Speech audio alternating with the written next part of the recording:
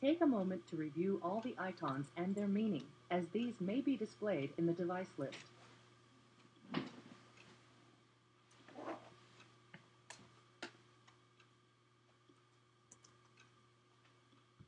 The image area is where camera images are displayed.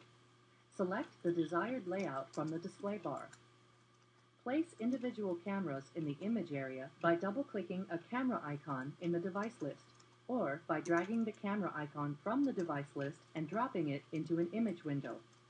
Note: in the image area, each camera can only be displayed once.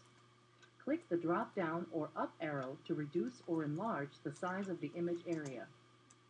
The selected image window has a yellow border in live mode and a blue border in playback mode.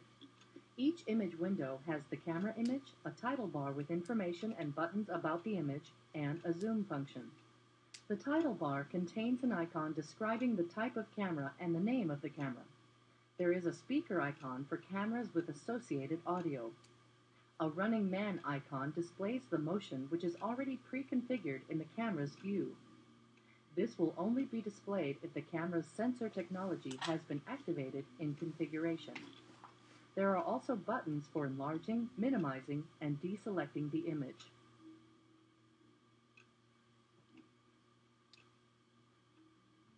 The control and status field is located on the lower left side of the screen and is displayed only in live mode. First is the control field for both dome and pan tilt cameras.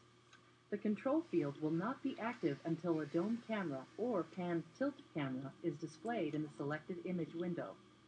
Take a moment to review the PTZ controls. The Relay Control tab displays all locally configured relays and their statuses. If remote stations have been configured, a selection field appears in the lower area. Click the down arrow to select the remote station and the relays connected to it.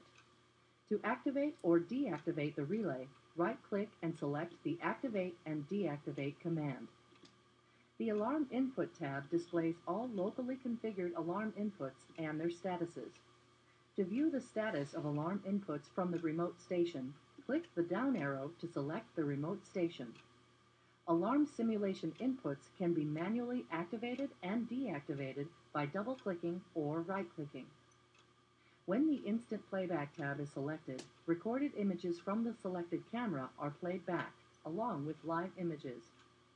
Playback is in real time, with a default rewind of 30 seconds. A rewind time from 2 seconds to 300 seconds can be selected in advanced configuration. The 100 most recent events are listed in the event field. Entries are displayed with category, type, date, and message. You can also sort by these criteria. The list can be filtered by start and shutdown operations, inputs, cameras, etc. After filtering the list, only the events that match the criteria selected will be displayed. The logbook can contain up to 250,000 entries. The logbook option allows you to search for specific events, such as start and shutdown operations, system alarms, and backup procedures in the local or remote station. There are 2 tabs on the right-hand corner which will display a camera list with a timeline or a list of search results. The timeline is displayed for every camera in the image area, and it displays the information as described in the table. Take a moment to review the timeline display information. The selection hairline enables you to select a time period in the timeline. A selection is required when you search for motion or additional data, export files, authenticate images, protect video, remove protection, or delete video.